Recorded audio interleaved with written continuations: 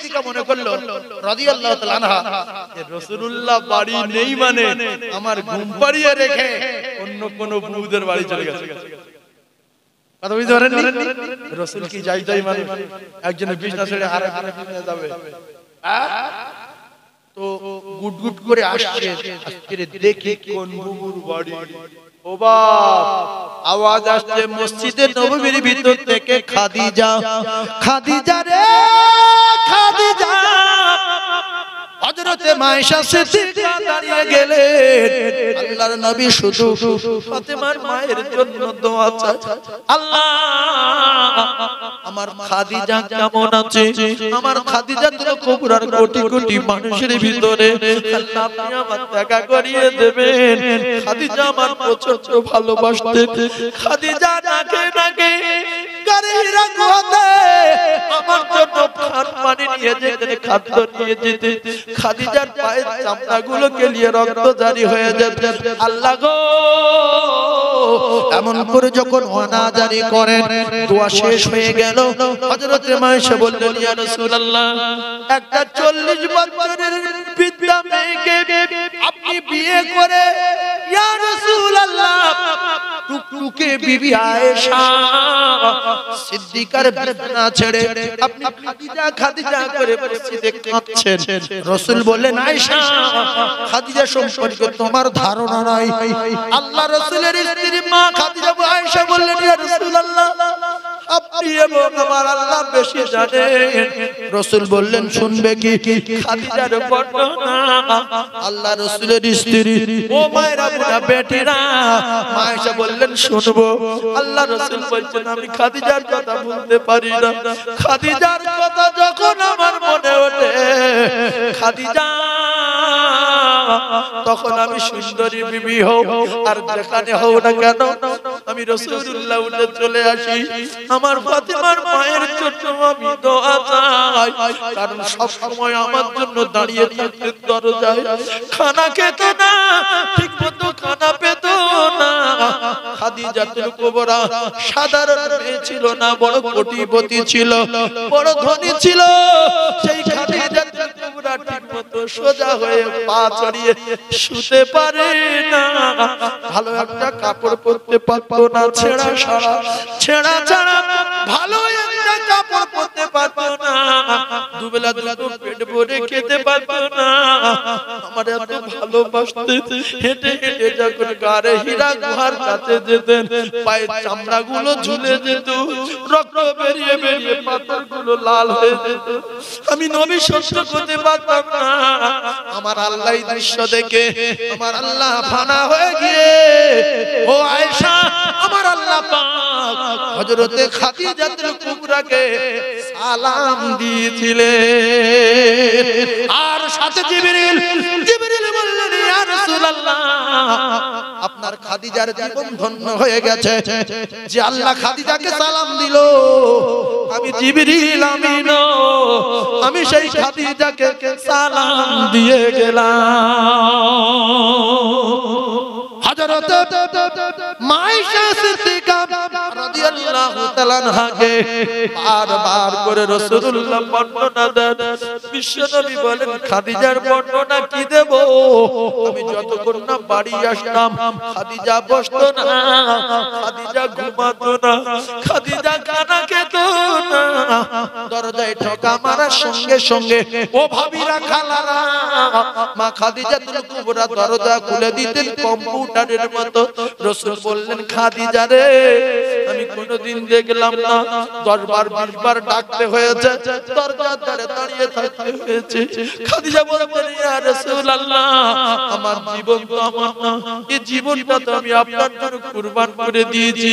কার শান্তির জন্য আমি ঘুমাবো, কার সুখের জন্য আমি বসবো? যে ঘরে নবী নাই সে ঘরে খাদিজার ঘুম নাই, যে ঘরে নবী নাই সে ঘরে খাদিজার বিছানা নাই।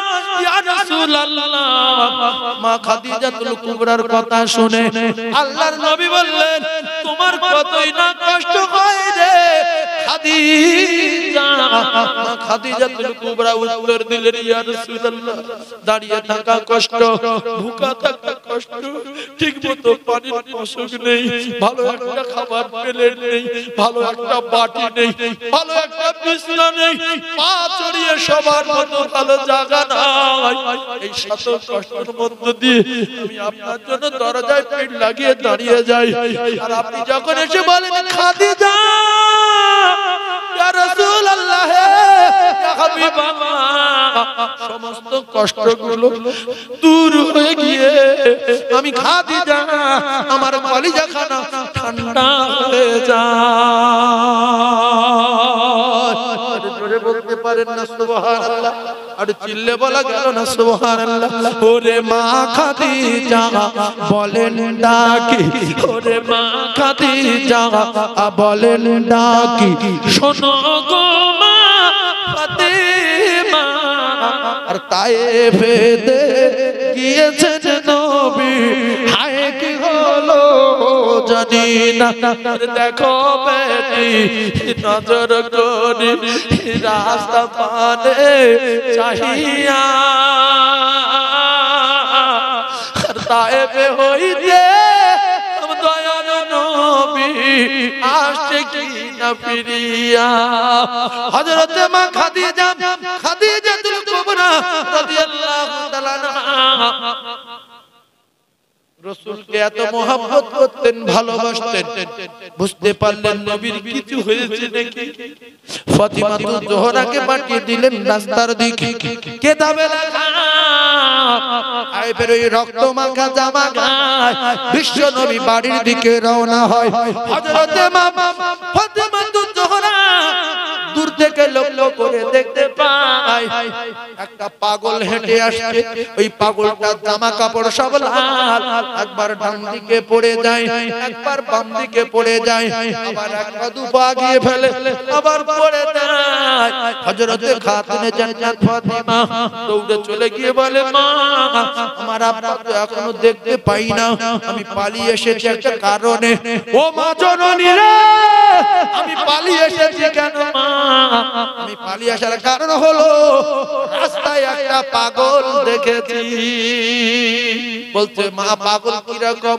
বলছে মা জামা কাপড় সব লাল, একটা দুপা করে তোলে, আবার মাটিতে পড়ে যায়, এক পা দু পা আগিয়ে ফেলে, আবার মাটিতে পড়ে যায়। ও মা এমন করে আসছে, কখনো উঠে দাঁড়ায়, আবার কখন বসে পড়ে। ও মা এই পাগল দেখে পালালাম। মা খাদিজাতুল কুবরা বলে, বেটি রে, আমার মনটা এত খারাপ, আমার ভিতরটা এত কষ্ট হচ্ছে কেন আজকে? আমার নবী কি কোনো বিপদে পড়েছে? ও খাদিজা, মা খাদিজাতুল কুবরা বলেন, বেটি ফাতেমা, আমার নবীর আব্বাও নাই, আমার নবীর মা নাই, আমার নবীর দাদুও নাই, সবাই মিলে আমার নবীর উপরে অত্যাচার করে। পাগল থেকে পালালে বলে হ্যাঁ। হযরতে মা খাদিজাতুল কুবরা বললেন, ফের যাও। বলছে মা জামা কাপড় পুরো সব লাল, শুধু উঠছে আর পড়ছে। মা বলছে আর একবার যাও। আল্লাহ রাসূল বুঝতে পেরেছেন আমার চোখের পুতুল, আমার জানের টুকরা, আমার ফাতেমা আমার চিনতে পারিনি, ভয়ে পালিয়ে গেছে। আল্লাহর নবীর বেটি ফাতেমা ওই জামা কাপড় যার ওর দিকে তাকিয়ে ভয়ে কদম তুলে তুলে এগিয়ে যাচ্ছে, চিনতে পারছে না। মুখে রক্ত, মাথায় রক্ত, কপালে রক্ত, বুকে রক্ত, বডি রক্ত, জামায় রক্ত, এমনকি জুতোয় রক্ত জমাট হয়ে গেল। কলিজার টুকরা ভাইরা, ভালো করে বোঝার চেষ্টা করো। খাদিজা,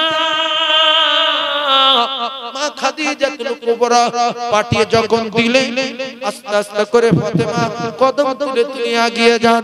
আল্লাহ রাসূল দূর থেকে আওয়াজ দিলেন, বেটি, ওরে আমার ফাতেমা রে, ওরে আমার কলিজার ফাতেমা, আমি তোমার আব্বা। মা আব্বার গলা বুঝতে পেরে তোমার আব্বা দৌড় দিলেন ফাতেমা, আব্বা জান, আব্বা জান, আব্বা জান, আব্বা জান। দৌড় মেরে হযরতে ফাতিমা তো জোরা আব্বাকে জড়িয়ে ধরলেন, সারা শরীরে রক্ত, সারা জামায় রক্ত, জামাটা গায়ে আছে, সমস্ত জায়গায় ঝাঁঝরা, সমস্ত জায়গায় ছেঁড়া, এত পাথর মারা মেরেছে, এত পাথর মারা মেরেছে, জামাগুলো ঝাঁঝরা হয়ে গেছে। জান্নাত জড়িয়ে ধরে কাঁদে বলে, আব্বুরে কারা এমন মার মারলো, তাদের দিলে কি একটু দয়া নাই, তাদের কলিজায় কি মায়া নাই? এমন সুন্দর মধু মাখাচ্ছে এরা, পূর্ণিমায় চাঁদের জ্যোতির্ময় শরীরের জ্যোতি দেখে তাদেরকে দয়া হলো না। আব্বা আপনি ওদের জন্য বদদোয়া করে দেন, আপনার এরকম মারা মেরেছে, আল্লাহ যেন ওদের শাস্তি দেয়। রাসূল বললেন, ফাতিমা আল্লাহ ওদের মারার জন্য ফেরেশতা পাঠিয়ে দিয়েছিল, আমার কষ্ট থেকে আল্লাহ ফেরেশতা পাঠিয়ে দিয়েছিল, আমি ফেরেশতাদের চলে যেতে বলেছি, ফেরেশতারা চলে গেছে, আমি ওদের মারতে বলি না, ওদের জন্য আমি বদদোয়া করব না। তবে কেঁদো না, কেঁদো না, আমি তোমার আব্বা জান জানিয়ে দিলাম, ও বেটি ফাতিমা, তোমার আব্বার রক্তের বিনিময়, তোমার আব্বার মাথা ফাটিয়ে দেওয়ার বিনিময়, তোমার আব্বার জুতো জমাট হয়ে যাবার বিনিময়, তোমার আব্বা জানে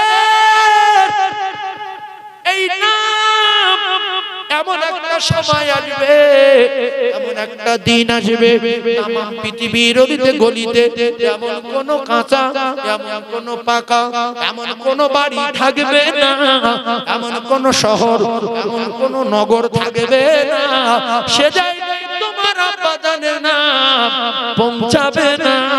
ও বেটি ফাতিমা, এই রক্তের বিনিময় পৃথিবীর জমিনে অলিতে গলিতে শুধু একটা নাম সবার মুখে জারি হবে, সেটা হলো লা ইলাহা ইল্লাল্লাহু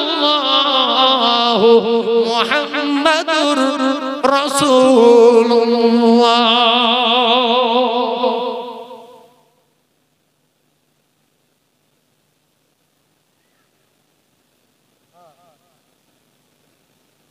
আপনাদের অসুবিধা, আমি ছেড়ে দেবো, আর একটুখানি বলবো বলবো স্বামী শরীরে কটা দাগ আছে স্ত্রী কিন্তু ভালোভাবে জানে,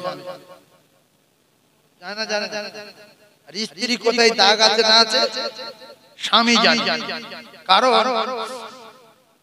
পোশাক উভয় উভয় পোশাক, আমার জামায় কোথায় রিপু করে আছে আমি জানবো না, আপনার জানবেন, আমি জানবো লুঙ্গি কোন জায়গায় ছেঁড়া, আর এই তলায় ভালো বারোটা রেখেছি উপরে সব ছেঁড়া, এটা আমি জানি, আপনারা দেখছেন ভালো। স্বামীর গায়ে ক জায়গায় তিল আছে, ক জায়গায় দাগ আছে, খোঁড়া হয়েছিল ক জায়গায় দাগ আছে, জানে কে? স্ত্রী। ছোটবেলা বল খেলতে গিয়ে পড়ে গিয়েছিল, হাঁটুর ক জায়গায় কাটা আছে, জানে কে? স্ত্রী। এগুলো দেখে কি করে? হয়তো আপনার পাটা যন্ত্রণা করছে, বলছে তেল দিয়ে ডলে দেন, তো হাঁটুর কাপড়টা তুলেছে, তুলে এইবার হাঁটুর উপর দিয়ে তেল দিয়ে মালিশ করে বলছে এত কাটা কেন, কি হয়েছে? কোথাও শুয়ে বলছে হারা গরম মোটরসাইকেল পড়ে গেল তিনবার রে, ওই দিনে হাঁটুর কাটাটা দেখে নিয়েছে না, তাই দেখলেছে তিনবার পড়ে গেল, কেটে গেল, আবার বলছে এ পায়ে কি হলো, বলছে ওই তাল গাছ রাত থেকে পাটাও ছিঁড়ে গেছে। তাহলে স্ত্রীর ক জায়গায় কাটা আছে, দাগ আছে আমি জানি, আর স্বামীর কথা আছে স্ত্রী জানে। রাসূলুল্লাহর শখের স্ত্রী যেটা লাল টুকটুকে টুপি আয়েশা হুমায়রা বলে ডাকতেন,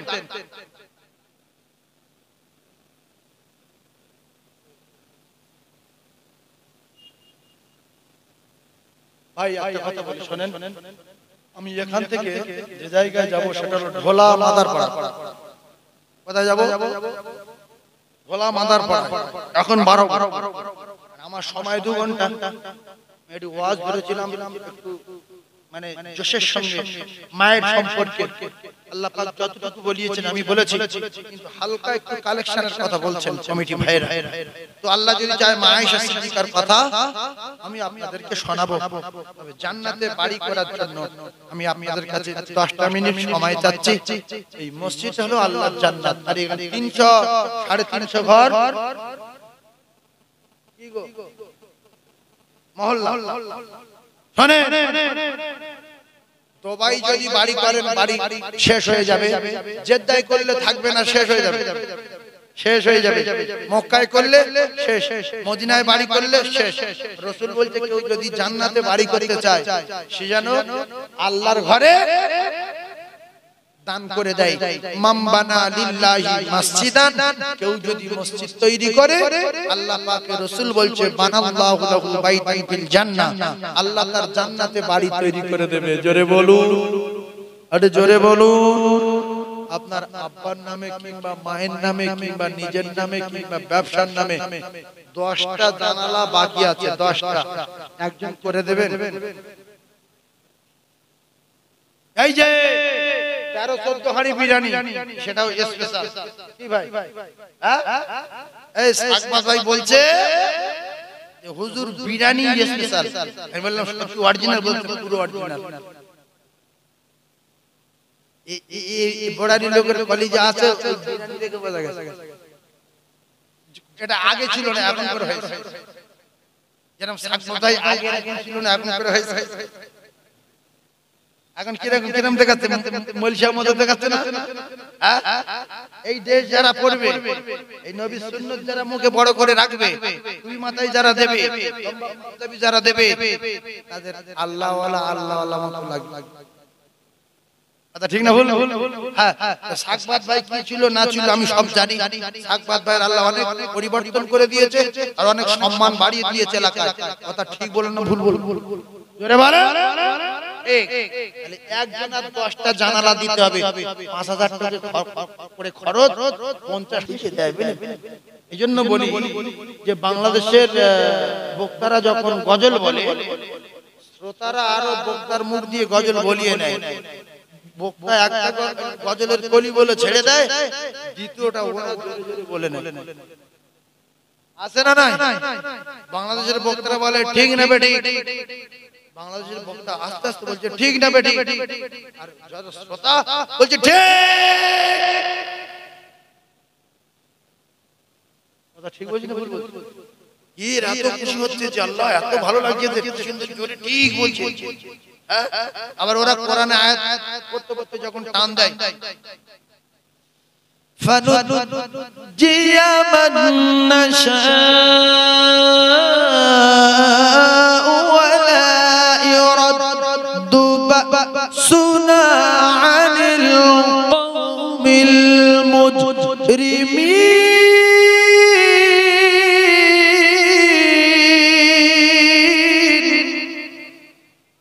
শ্রোতাগুলো বলে আল্লাহু আকবার, জানো পাগল হয়ে গেছে। আর আমাদের এখানে কিচ্ছু বলবে কি বললো, গান বললো না গজল কিছু বলবে না, কি বলবে? কোরআন শরীফ পড়ি দিবা, যেটা কোরআনের আয়াত, ও ভেবে ভারত এত জ্ঞানী, ও ভেবে সুবহানাল্লাহ বলবে না, আল্লাহু আকবার বলবে। এটা গানের মতো টান লাগলো। বাংলাদেশের লোক বিরাট বলছে যে গান না, এটা কোরআন শরীফ। আল্লাহু আকবার বলি যে কি সুন্দর কোরআন, কি মধুর আওয়াজ। আল্লাহর কসম এই কোরআন তেলাওয়াত করাবেন আল্লাহ তার পয়গম্বরের জান্নাতে। জোরে বলুন সুবহানাল্লাহ, আরো জোরে বলুন সুবহানাল্লাহ।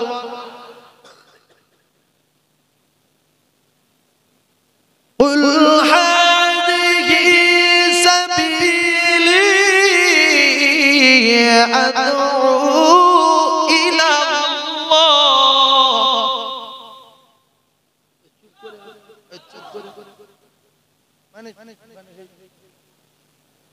ঠেলবে আর না ঠেললে কি করব?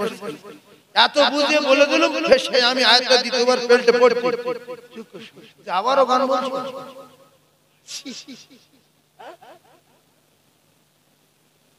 আল্লাহু আকবার, আল্লাহ আকবার।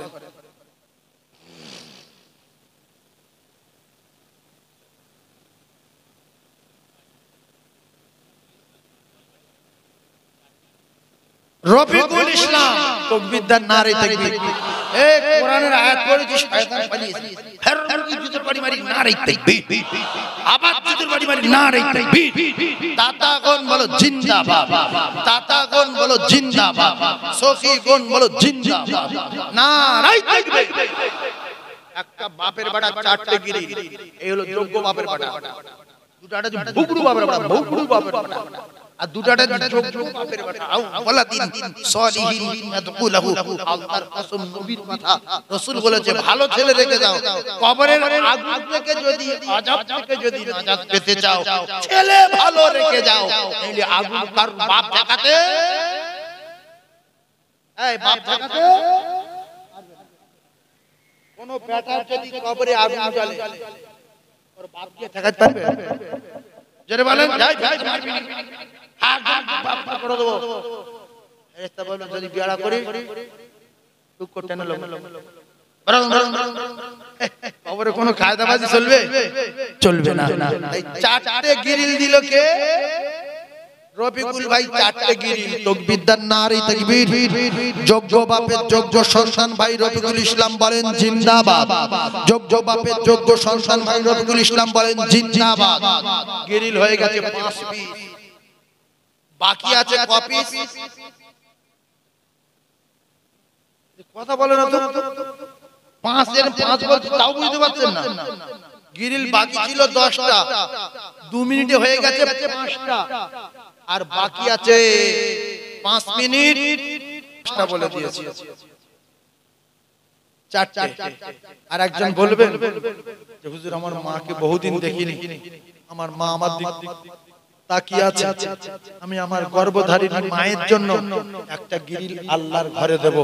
6 নম্বরে একজন বলবেন আল্লাহর কসম বলুন, আমি আল্লাহর রাস্তে বলছি বলুন, আপনার নিজের জন্য বলুন, বাড়িতে বড় বড় রোগ ঢুকে যাবে, ছেলের রোগ হবে, কিডনির রোগ হবে, আর আপনার রোগ হবে, আর এই পৃথিবীর কোনো ডাক্তারের রোগ সারাতে পারে না, পৃথিবীর কোনো ঔষধে কোনো রোগ সারাতে পারে না, যিনি রোগ দেন তিনি সারিয়ে দেন। ঠিক না ভুল? যদি ডাক্তারের রোগ সারাতো, যদি ডাক্তারের রোগ সারাতো তাহলে অন্তত ডাক্তারগুলো ওষুধকে বেঁচে থাকতো। তাও তো মরে যাচ্ছে, কি গো ভাই, সে ডাক্তার তো মরে যাচ্ছে। আরে ঠিক না ভুল? এই যে ঠিক না ভুল বলতে কিছু বলে না, ঠিক বলবে তো ঠিক, এরকম বললে কি হয়? ঠিক না ভুল? হ্যাঁ, এইটা চালু করেন ভারতে, তাহলে আমাদের ওয়াজ করা সুবিধা হবে। না তো কালা লোকের বলছি না পাগলা লোকের বলছি, কিছু বোঝাই যায়। তকবীরদার নারে তাকবীর। আর জোরে নারে তাকবীর। না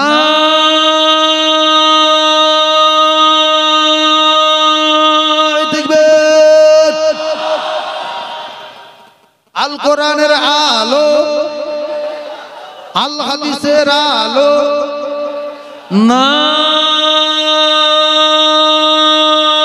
দেখবে।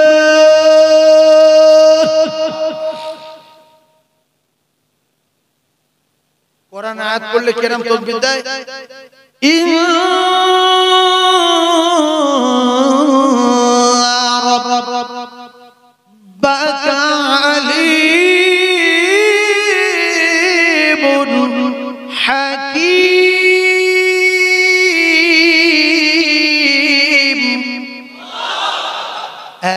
এই হলো তাহলে ফের আয়াত বলতে মনে হয়। আমি আবার আয়াত বলতে গিয়ে আবার কোথায় কি বলবো কান তো দিয়ে যাচ্ছে না, কি বলে? তকবীরদার নারে তাকবীর। আর চিল্লে বলেন নারে তাকবীর।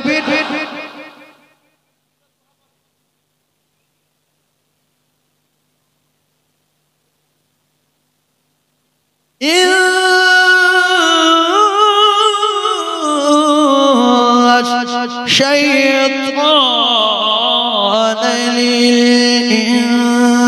للإنسان عدو مبين।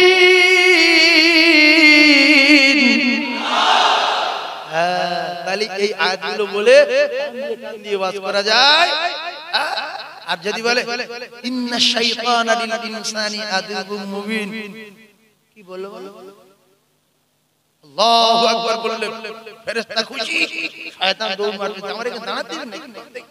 যতবার আমরা বলি শয়তান ততবার পালায়। আল্লাহর নাম থেকে শয়তান ভয় পায় না, বিরাট ভয় পায়। কেন?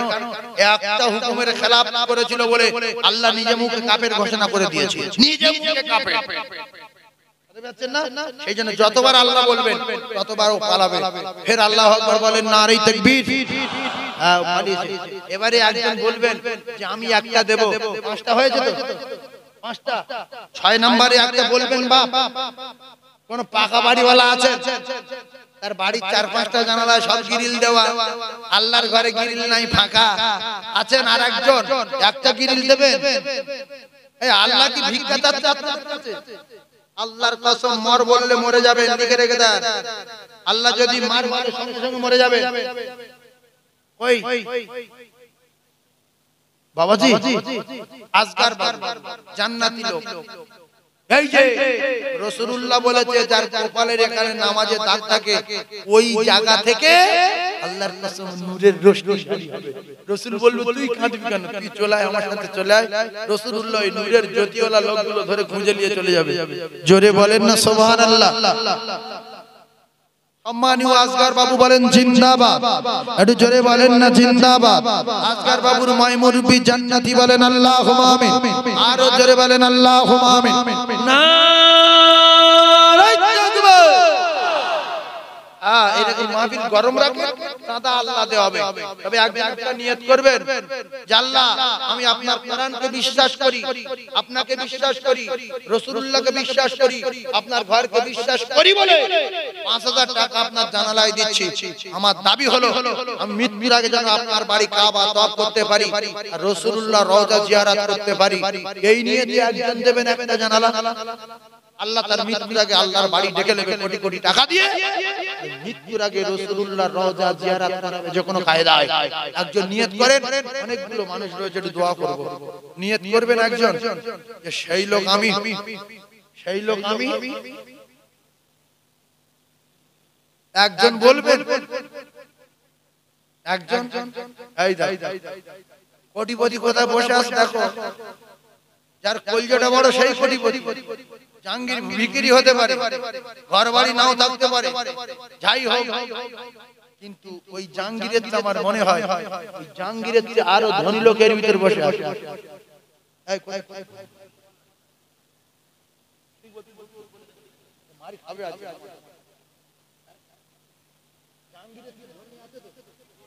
জাহাঙ্গীরের যে ধনী আছে, কিন্তু জাহাঙ্গীর বলেছে একবার জিকির করে লা ইলাহা, জোরে লা ইলাহা, লা ইলাহা ইল্লাল্লাহ। ও ভাই, আমাদের এখানকার জিকির আর বাংলাদেশের জিকির ফেরা আছে না? বাংলাদেশের জিকির কিরা, উল্টো জিকির না? আমাদের জিকির কিরকম? আমাদের জিকির সবাই কিরকম করি এটা দেখিয়ে দেই, বিশ্বের মানুষ দেখুক। আমাদের জিকির হলো মাথা নিচু করে, লা শব্দ নাভি থেকে তুলে কাঁধের উপরে নিয়ে, ইল্লাল্লাহ মাথার ইলাহা মাথার তালু, ইল্লাল্লাহ বাম স্থানে দু আঙ্গুল নিচে, লা ইলাহা ইল্লাল্লাহ বলে, লা ইলাহা ইল্লাল্লাহ, লা ইলাহা ইল্লাল্লাহ, লা ইলাহা ইল্লাল্লাহ, লা ইলাহা ইল্লাল্লাহ, লা ইলাহা ইল্লাল্লাহ, লা ইলাহা ইল্লাল্লাহ মুহাম্মাদুর রাসূলুল্লাহ। আর ওই দিকের যে ইউটিউবের ছবিগুলো আমরা দেখি, মানুষ উঠে দাঁড়িয়ে, বুড়ো মানুষ লাফাচ্ছে, এখানে দাঁড়িয়ে দোলামাত, আবার ওখান থেকে জাম দিয়ে এসে যে মৌলবি জিকির করছিল তার টুটিবে ধরে এখন আল্লাহ বলছে, এই কথা ঠিক না ভুল না? আর আরেকটা বুড়ো লাম মেরে উঠে স্টেজে উঠে শুধু ভলি দিচ্ছে, লুঙ্গি শুধু ভলি দিচ্ছে, আর লুঙ্গি উল্টে যাচ্ছে বলে আরো সব মালান ফলান যারা ছিল শুধু লুঙ্গি আরে শুধু ভলি দিচ্ছে। হচ্ছে না, হয় না? জিকির করতে হবে আদবের সাথে। ওই রকম যদি করো বাবু, সারা বিশ্বের লোক দেখছে না, দেখে না। আবার জিকিরের একটা টিম আছে, তাদের প্রত্যেকের মাথায় এত বড় বড় চুল হতে হবে, এরকম ঝাপটা মারলি মুখে এসে লাগবে, এরকম করলি এপারে এপারে লাগবে, এরকম চুল হতে হবে, সেই তারাই ওই লাইনে দাঁড়াবে। আমরা বলি আমরা তো যেন শরীক হই, কি বলে দেখি, এরকম কি বলে না বলে আল্লাহ জানে, কথা ঠিক না ভুল? আসি আটা কি হচ্ছে এরকম মজলিস থেকে বাঁশের কথা শুনে প্যান্ডেল উঠছে, ও মানে আল্লাহর দিদারে ফানা হয়ে গেছে না? তাই ওইভাবে প্যান্ডেল উঠছে। আমার কলিজার টুকরা ভাই, আমাদের ভারতবর্ষের জিকির আমরা জানি, পৃথিবীর 1 নাম্বার জিকিরের নাম আফজাল জিকির হলো কালিমা লা ইলাহা ইল্লাল্লাহু মুহাম্মাদুর রাসূলুল্লাহ। এতে যদি একবার কালেমা কেউ পড়ে নেয়, এর এত পাওয়ার, 80 বছরের জিনাকর হলে, 90 বছরের মদকর হলে, আল্লাহ রাসূল বলেন ইখলাসের সাথে যদি পড়ে, সদ্য প্রসব করা সন্তানের মতো বেগুনাহ মাসুম হয়ে যায়। জোরে বলুন। আমরা যে কালেমা জিকির করি, এর পাওয়ার আছে না নাই? আর যদি কালেমা না বলে শুধু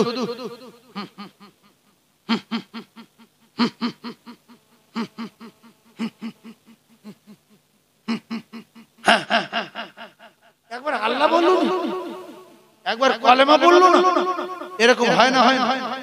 ওরা দাঁড়িয়ে আছে, এদিকে 4 জন, এদিকে 5 জন, ওদের মুখেও কালেমা নেই। কি রোগ হয়েছে? হয় আল্লাহ বলো, নাই নবী বলো, নাই সাল্লাল্লাহু সালাম বলো, নাই দরুদ পড়ো, নাই বলো লা ইলাহা ইল্লাল্লাহু মুহাম্মাদুর রাসূলুল্লাহ সাল্লাল্লাহু আলাইহি ওয়াসাল্লাম। আমাদের গুনাহ মাফ হলো, ফির সাল্লাল্লাহু আলাইহি সাল্লাম বলার বিনিময় সাল্লাল্লাহু আলাইহি আশারা রাসূলুল্লাহ বলেছে 10টা করে রহমতও পেয়ে গেছি। একবার হয় দরুদও পড়লো না, কালেমাও বললো না।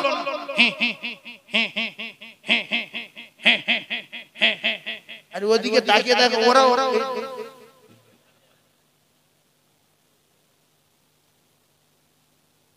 আমি কি ভুল বলছি? এই জিকিরের সঙ্গে তো আমরা শরীক হতে পারি। ওই ক্যাসেট থেকে তোকে পানি আসবে, আর আমরা ওই ক্যাসেট থেকে থেকে জিকিরে বলবো, মোবাইল সামনে রেখে জিকির করতে বসে ভাই হেসে ঠিক লেগে যাবে যে ওর সঙ্গে বুড়ো বুড়ো লোক উঠে লাফাচ্ছে, উঠে কোমরে হাত দিয়ে হাতের কায়দা ঠিক না ভুল? মুখে কিছু বলে না, হাত নিয়ে আবার এই কথা ঠিক বলছি? আরে যতজন দুটো হাত 20-40 কেজি ওজন, ও নেওয়ারম করছিস কেন? মুখে বল ইল্লাল্লাহ ইল্লাল্লাহ ইল্লাল্লাহ ইল্লাল্লাহ ইল্লাল্লাহ ইল্লাল্লাহ, তাহলে আল্লাহ খুশি না বেজা? মুখে দেখবেন কিচ্ছু বলেন, এই করছে না? এইগুলো আমি দেখে খুব কষ্ট পাই যে আল্লাহ মুখে কিছু বলে না, হাত নিয়ে করছে কেন? সামনে কেউ দেখে আজকে গিয়ে নাকি? আল্লাহ পাক আমাদেরকে হেফাজত করুন। আমরা কালেমা জিকির করি আওয়াজ দিয়ে, নেই কোনো মাবুদ এক আল্লাহ ছাড়া, লা ইলাহা ইল্লাল্লাহ, একমাত্র সব ক্ষমতার মালিক আমার আল্লাহ, মুহাম্মাদুর রাসূলুল্লাহ সাল্লাল্লাহু আলাইহি ওয়াসাল্লাম, তিনি হলেন আল্লাহর পয়গম্বর। মেনে নিলাম। জোরে বলুন, আর জোরে। কি বলবো নবীর দুঃখের কথা, বুকে আমার আগুন জ্বলে। কি বলবো নবীর দুঃখের কথা, বুকে আমার আগুন জ্বলে। মাটি করবে পাপ হারালেন শৈশবে, মা 8 বছরে দাদু হারালেন, খোদার কি মহি ইমান দেখলো না, দেখলো না, হায় বাপের মুখ কি ব্যথা অন্তরে। কি বলবো নবীর দুঃখের কথা, বুকে আমারা আগুন জ্বলে আল্লাহুম্মা জোরে বলে মাওলানা মুহাম্মদ ওয়ালা আলি সাইয়্যিদিনা।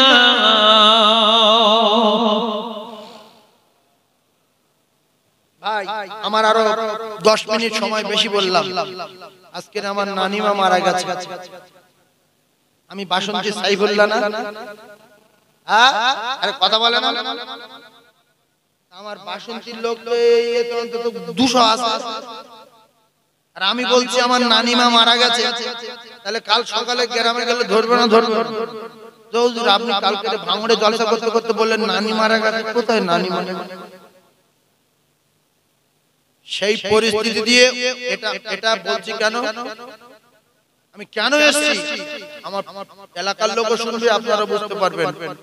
এই প্রথম ফোনগুলো সাকবার ভাই বলতে হুজুর তাহলে মাথা খারাপ হয়ে যাবে বলে আমি যখন বলেছি দেখি ভাইকে বাড়ি গেছিল আমি আনি মার ভরো, কেন মসজিদে একটা দায়িত্ব রয়েছে। এর ও ফোন করলো, আমি বললাম ঠিক আছে চিন্তা করিনি, দেখছি। গিয়ে বলে আমি গিয়ে আমার মামার বাড়ি গিয়ে সেখানে ওখান থেকে ঘুরে আমার একটা মামাতো ভাইকে বললাম যে এই পরিস্থিতি, দোয়া কর আমার জন্য, আমি দোয়া করি, আমি জলসায় গিয়ে দোয়া করব, তোরা একটু মাটিটা দিয়ে দিস। আমার সোনাত ভাই খুব বড় মহব্বত করতেন, খুব ভালোবাসতেন। সেই নানি জানাজা হবে 10টা সাড়ে 10টার দিকে, কিন্তু সেই জানাজা ফেলে চলে এসেছে। এর মাইকটা বিখ্যাত বাজে মাইক, এত কষ্ট হয়েছে ওয়াজ করতে, সে আমি ভাষায় বলতে পারবো না, কিন্তু বললে রেগে যাবে যে হুজুররা ওয়াজ করে আমাদের ব্যবসার দুর্নাম দেয়। ব্যবসা করবে ভালো একটা মাইক বললে, মাইকটা হঠাৎ বন্ধ হয়ে গেল। এই মিডিয়ারা এত কষ্ট করে আসে, এদের সিনসিনারি গুলো কেটে যাবে, এদের ওয়াজ টাজ গুলো গুলিয়ে যাবে। হ্যাঁ, মাইকের জন্য জলসার বদনাম হবে, আপনাদের কষ্ট হবে। হ্যাঁ, ও হবে না, এই কেন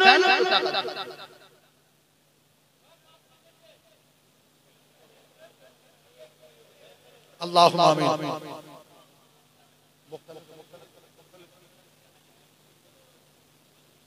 ربنا آتنا في الدنيا حسنة وفي الآخرة حسنة وقنا عذاب النار وادخلنا الجنة مع الأبرار يا عزيز يا غفار يا رب العالمين يا أكرم الأكرمين يا حي يا قيوم برحمتك نستغيث يا ذا الجلال والإكرام يا ذا الجلال والإكرام।